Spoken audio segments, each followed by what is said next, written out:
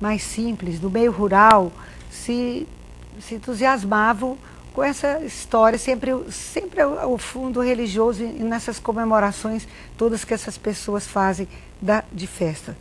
E então eles queriam seguir um caminho, como se estivessem fazendo o caminho que os reis fizeram, os reis magos fizeram para o encontro de Jesus. E no caminho eles iam cantando, dançando, e então surgiram essas pastorinhas, né, os pastoris. E dentro desses pastoris, depois foram acrescentando uma espécie de teatro, que a gente chamaria de autos, né, que são teatros que têm um fundo moral. Então, paravam em alguns lugares, faziam aquele auto, aquela peça, e onde sempre os personagens comemoravam, cantavam, pediam para todo mundo ficar feliz com o nascimento de Jesus.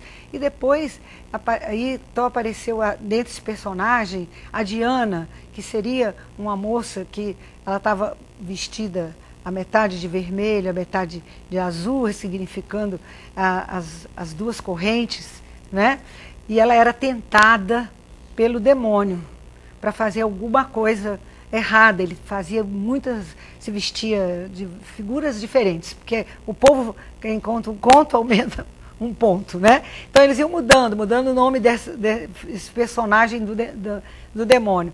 E ela conseguia reagir, então ser iluminada pela luz, porque Cristo nasceu e estava ali. Então essa é a concepção do pastoril, né? Então e isso foi feito muito em adros de igrejas, dentro das igrejas em alguma época. E os próprios padres, os próprios jesuítas usaram muito para evangelizar as pessoas. Porque os jesuítas aproveitavam o conhecimento das pessoas, o que elas sabem fazer, o que sabem cantar, o que sabem dançar. Eles gostam de alegria e utilizavam isso para evangelizar.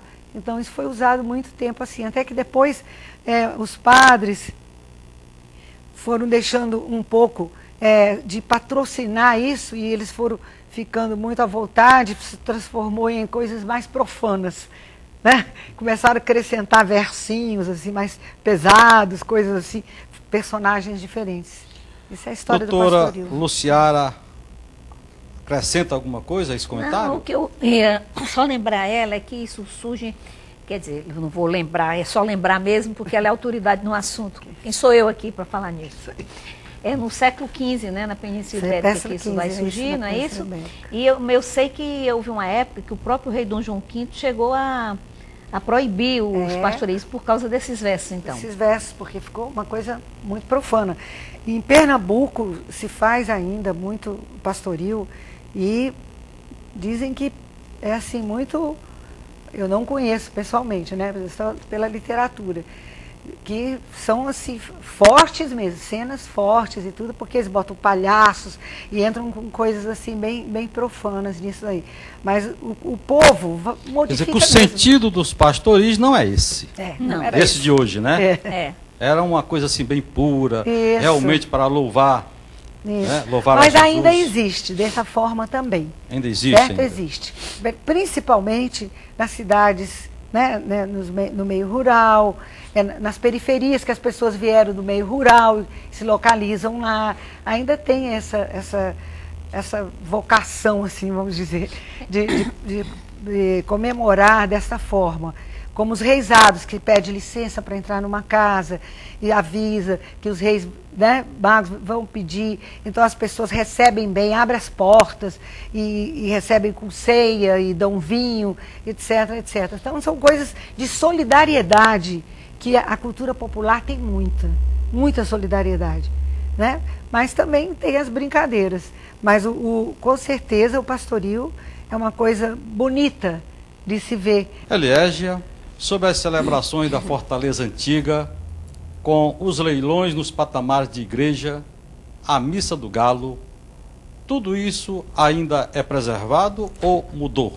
Bem, é verdade que hoje a festa natalina saiu dos patamares da igreja e está indo para os shoppings, né?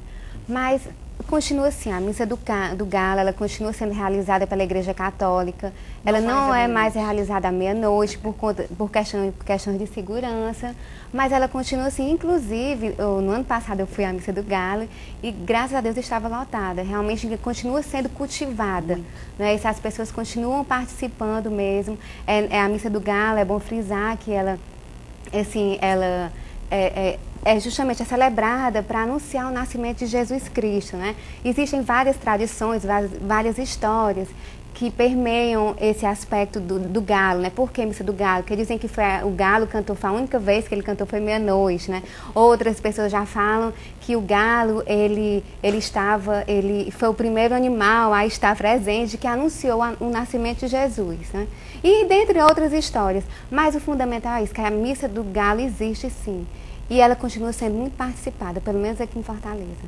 Eliégia, e a questão de que nos presépios só se põe Jesus depois da meia-noite, é? Isso. Assim, inclusive, antigamente, isso era tão levado a sério, até pesquisando em alguns livros de alguns historiadores, que eles, se alguém tirasse o menino Jesus, era uma questão de profanação, né? Antigamente era assim. Mas é isso, eu até comentando, falando, né? Olha, mãe, o menino Jesus tem que ser colocado não antes do nascimento, não antes da festa de Natal.